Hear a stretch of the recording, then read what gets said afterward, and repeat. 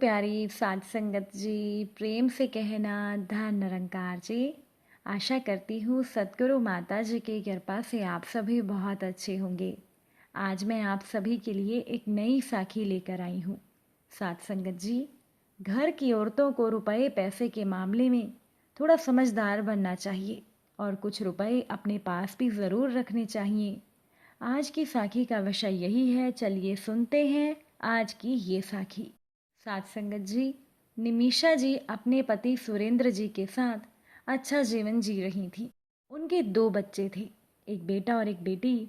दोनों बच्चों की शादियां हो चुकी थी और दोनों ही अपने घर परिवार में बहुत खुश थे। वैसे तो निमिषा जी अपने घर परिवार में बहुत खुश रहती थी, अच्छे से वो अपना घर परिवार चला रही थी, लेकिन उनके हाथ में अपने खर्चे के लिए 1 रुपया भी नहीं होता था। अपने हर एक खर्चे के लिए वो अपने पति और अपने बेटे पर ही निर्भर रहती थी। अब एक बार निमिषा जी अपने पति के साथ बाजार गई हुई थी, तो बाजार में उन्हें एक सूट बहुत पसंद आ गया।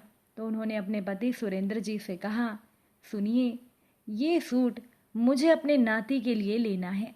आपको याद है ना कि 2-3 दिन के बाद हमारी बेटी घर पर आने वाली है, तो हमारा नाती पुष्कर भी साथ आएगा। और पुष्कर जब भी हमारे घर आता है तो मानो हमारे घर में रौनक सी आ जाती है। अभी हमारा पोता शिवम तो बहुत छोटा है, जब वो थोड़ा बड़ा हो जाएगा, चलने फिरने लगेगा, तो हमारे घर में हमेशा यूं ही रौनक बनी रहेगी। सुरेंद्र जी ने मुस्कुराते हुए कहा, बिल्कुल सही कहा आपने, लेकिन हमारा पोता भी बहुत चंचल है। वो जैसे ही हमें बाहर से आता हुआ देखता है तो शोर मचाने लगता है। आप देखना, वो भी हमारे नाती पुष्कर की तरह बहुत चंचल बनेगा। निमिषा जी ने वो सूट खरीदा और उसके बाद उन्होंने अपने पोते शिवम के लिए भी एक सूट खरीद लिया। सभी जगह पर पैसे सुरेंद्र जी ने दे दिए। अब निमिषा जी शुरुआत से ही रुपए पैसे के मामले में अपने पति पर निर्भर रहती थीं। उनके पति सुरेंद्र जी राशन का सामान भी खुद ही ले आया करते थे, तो निमिषा जी को कभी भी रुपए पैसे मांगने की ज़रूरत ही नहीं लगी। और जब भी वो खुद बाजार जाती थी तो वो पति के साथ ही जाती थी और उनके पति उनके सभी खर्चे उठा लेते थे। और अब तो निमिषा जी नानी दादी भी बन चुकी थी और अपने बच्चों की हर एक इच्छा को पूरा करने का वो कोशिश किया करती थी। अपने प्यार और आशीर्वाद से उन्होंने अपने परिवार को बहुत ही अच्छे ढंग से संभाल रखा था। अब निमिषा जी की बहू प्रीति भी अपनी सास का बहुत सम्मान करती थी और उनकी बेटी निधि तो माता पिता पर जान छिड़कती थी।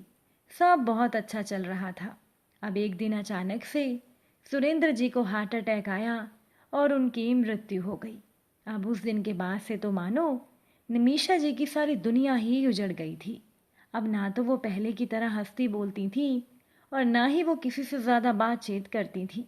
उनकी बहू प्रीति हर तरह से सास का ध्यान रखने की कोशिश कर रही थी। धीरे धीरे बहू प्रीति के प्रयासों की वजह से अब सास निमिषा जी पहले की तरह ही सामान्य दिनचर्या का पालन करते हुए अपने पोते शिवम के साथ समय बिताने लगी थी। अपने पोते शिवम के साथ निमिषा जी का समय कब बीत जाता उन्हें पता ही नहीं चलता था। अब पति की मृत्यु के 6 महीने के बाद निमिषा जी की बेटी निधि अपने पति और बेटे के साथ घर पर आ गई। 2-3 दिन तो हंसी खुशी के साथ गुजर गए। फिर चौथे दिन उनकी बेटी निधि कहने लगी, माँ, मुझे मेरे पति के साथ किसी ज़रूरी काम के लिए बाहर जाना है, तुम जरा मेरे बेटे पुष्कर को देख लेना। निमिषा जी ने सहमति में सर हिला दिया। पुष्कर की प्यारी प्यारी बातें निमिषा जी का मन मोह लेती थी।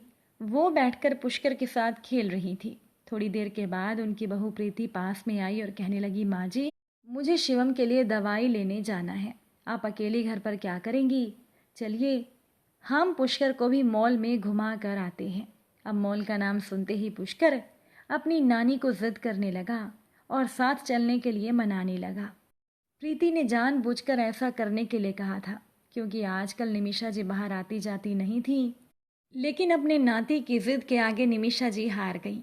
वो तैयार होकर कार में बैठ गईं और सभी लोग कार में बैठकर मॉल की ओर चल पड़े। मॉल में पहुंचकर पुष्कर बहुत खुश था। चलते चलते वो एक फूड काउंटर पर जाकर रुक गया और अपनी नानी से जिद करने लगा कि नानी, मुझे आइसक्रीम खानी है। अब पुष्कर की बात सुनकर निमिषा जी एक पल के लिए तो थोड़ा घबरा गई, क्योंकि पहले तो वो हमेशा अपने पति सुरेंद्र जी के साथ शॉपिंग करने आती थी, तो उनके पति अपने पास से रुपए निकाल कर दे देते थे, लेकिन आज तो उनके पास पैसे ही नहीं थे। निमिषा जी को शर्म आने लगी। उन्होंने अपने नाती पुष्कर को टालने की कोशिश करते हुए कहा, अरे बेटा, इतनी ठंडी आइसक्रीम अच्छी नहीं होती, तुम्हें ये नुकसान करेगी, तुम्हारी तबीयत खराब हो जाएगी। इस बात पर पुष्कर कहने लगा, नानी, पहले तो आप मुझे हर एक चीज़ दिलवा देते थे, लेकिन आज ये आइसक्रीम मुझे क्यों नहीं दिला रहे? आप तो कंजूस हो गए हो। ये सुनकर निमिषा जी के स्वाभिमान को ठेस पहुंची। उनकी आंखों में आंसू आने ही वाले थे। वो दुख दर्द के मारे तड़प उठी, क्योंकि पति के दम पर ही वो अपने लाडली नाती पर प्यार लुटाती थी, लेकिन अब तो उनके पास पैसे ही नहीं थे। आज निमिषा जी को पहली बार अफसोस हो रहा था कि हमेशा पैसे के लिए वो दूसरों पर निर्भर क्यों रह गई। अब वैसे तो उनकी कोई खास अपनी ज़रूरतें नहीं थी। उनका बेटा बहू मिलकर उनकी हर एक ज़रूरत पूरी कर दिया करते थे। वो जो भी कहती थी, उनका बेटा पलक झपकते ही वो चीज़ ले आता था। इसीलिए निमिषा जी को कभी ये ज़रूरत ही नहीं लगी कि उनके पास अपने लिए कुछ रुपए रहें। और पहले जब सुरेंद्र जी जिंदा थे तो हर एक ज़रूरत के लिए निमिषा जी पति से पैसे मांग लिया करती थी, लेकिन आज तो छोटे से बच्चे पुष्कर की बातें निमिषा जी के दिल को भेद गईं। उनकी बहू प्रीति भी वहीं खड़ी थी। एक पल के लिए तो प्रीति भी घबरा गई। उसने तुरंत ही अपनी सास के चेहरे के बिगड़ते हुए भावों को देख लिया था। अब प्रीति ने अपनी सास को कहा, माँ जी, आप यहीं रुकिए, मैं अभी आती हूँ, मैं गाड़ी में अपना फ़ोन भूल आई हूँ। ऐसा कहकर वहाँ से प्रीति जल्दी से निकल गई। थोड़ी देर के बाद जब प्रीति वापस उन लोगों के पास आई तो निमिषा जी ने बड़ी मुश्किल से अपने आंसू रोक रखे थे। उनकी आंखें तो लाल हो चुकी थी। वहीं पर छोटे से बच्चे पुष्कर की बातें चालू थी, लेकिन अब पुष्कर अपनी बातचीत का विषय बदल चुका था। लेकिन निमिषा जी का मन तो उसी पल में अटक गया था जब पुष्कर ने आइसक्रीम दिलाने की जिद की थी। अब प्रीति अपनी सास के पास जाकर कहने लगी, माँ जी, मेरी तरह आप भी सब भूलती जा रही हैं। अब निमिषा जी ने अचानक से बहू की बात सुनकर हैरानी दिखाई और वो अपनी सोच से बाहर आई। तो प्रीति मुस्कुराकर बोली, देखिए माँ जी, मैं तो अपना फ़ोन कार में भूल गई थी और आप तो अपना पर्स ही कार में भूल कर आ गई। ये लीजिए आपका पर्स। और हाँ पुष्कर, तुम्हारी नानी कंजूस नहीं है, बल्कि नानी तो सोच रही थी कि आइसक्रीम तो सेहत के लिए अच्छी नहीं होती, तो नानी तुम्हारी ये सोच रही थी कि वो तुम्हें आइसक्रीम खिलाएं या नहीं। लेकिन माँ जी, अब पुष्कर रोज़ रोज़ तो आइसक्रीम खाता नहीं है, तो कभी कभी तो वो खा ही सकता है, तो आप इसे आइसक्रीम दिलवा दीजिए।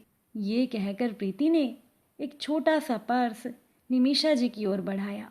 उस पर्स को देखकर निमिषा जी हैरानी से बहू की ओर देखने लगी, क्योंकि उनके पास तो अपना कोई पर्स था ही नहीं। अब प्रीति ने आंखों ही आंखों में सास को इशारा किया और पुष्कर की फरमाइश पूरी करने के लिए कहा। निमिषा जी की आंखों में आंसू आ गए। आज उनकी बहू ने उनके लिए जो किया था वो उनकी सोच से परे था। उन्होंने पर्स खोल कर देखा तो उसमें काफ़ी रुपए थे।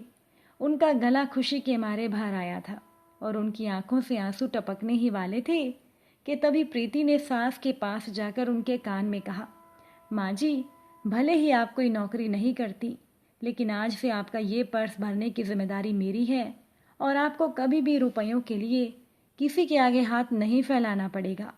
हमेशा दूसरों के आगे हाथ फैलाने की आदत भी अच्छी नहीं होती। आप पूरे हक से हमसे रुपए ले सकती हैं, क्योंकि अब आपकी जिम्मेदारी हमारी है। फिर उनकी हथेली को थामते हुए प्रीति ने कहा, माँ जी, आज तो आप मुझे भी आइसक्रीम खिला ही दीजिए। बोलिए ना, क्या मुझे भी आइसक्रीम दिला देंगी? अब प्रीति बच्चों की तरह जिद करने लगी तो निमिषा जी के चेहरे पर हंसी आ गई। उन्होंने धीरे से मुस्कुराते हुए कहा, चलो आज हम तीनों मिलकर ही आइसक्रीम खाएंगे। आज तो मैं भी आइसक्रीम खाऊंगी। इतना कहकर निमिषा जी अपनी बहू प्रीति और अपने नाती का हाथ पकड़कर उस दुकान की ओर बढ़ गई। आज उनकी बहू ने छोटे से बच्चे के आगे उनकी इज्जत रख ली थी और उन्हें शर्मिंदा होने से बचा लिया था। निमिषा जी मन ही मन ये सोच रही थी कि घर जाते ही वो अपनी बहू प्रीति को धन्यवाद कहेंगी। और आज प्रीति ने भी अपनी सास के दिल में अपने लिए खास जगह बना ली थी। साध संगत जी, औरतों को रुपयों पैसों के मामले में थोड़ा समझदार बनना चाहिए और उनके पास भी खर्च करने के लिए कुछ रुपए अपने तो अलग होने ही चाहिए, भले ही वो एक गृहिणी ही क्यों ना हो। अब कामकाजी महिलाएं तो अपने खर्चे खुद उठा लेती हैं, लेकिन जो महिलाएं घर संभालती हैं, वो महिलाएं घर संभालने के चक्कर में या अपने परिवार के लिए नौकरी नहीं करती, तो ऐसी महिलाओं को भी अपने हिस्से की आर्थिक स्वतंत्रता ज़रूर मिलनी चाहिए और पुरुषों को भी ऐसी महिलाओं को पैसे ज़रूर देने चाहिए। आपके इस बारे में क्या विचार है? अपने विचार कमेंट में ज़रूर लिखिएगा। अगर आज की साखी आपको अच्छी लगी हो तो वीडियो को लाइक शेयर कर दीजिएगा। चैनल पर नए हैं तो सब्सक्राइब कीजिएगा। आप सभी से फिर मुलाकात होगी नई साखी के साथ। साथ संगत जी प्यार से कहना, धन निरंकार जी।